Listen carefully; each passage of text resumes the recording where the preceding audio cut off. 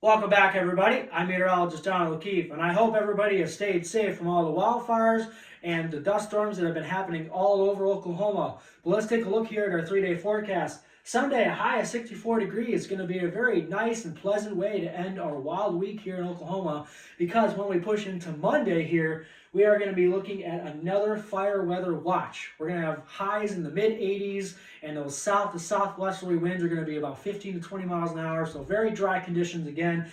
Same thing for Tuesday, high in the mid 80s, another fire weather watch. Those southwesterly winds are going to be coming in again, bringing very dry air, and the potential for wildfires is definitely there. As we can see right here, that most of Oklahoma is under a fire weather watch.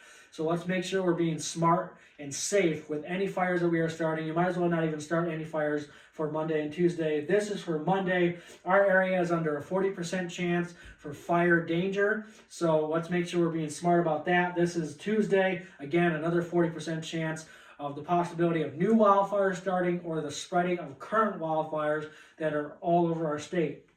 This is a map showing all of the wildfires that are currently happening in our state. So let's make sure we find a way to get those extinguished. People have been working around the clock to make sure they've been making sure people have been safe and no more people will lose their lives or their properties. This is the future reflectivity forecast from today, Sunday, until next Friday.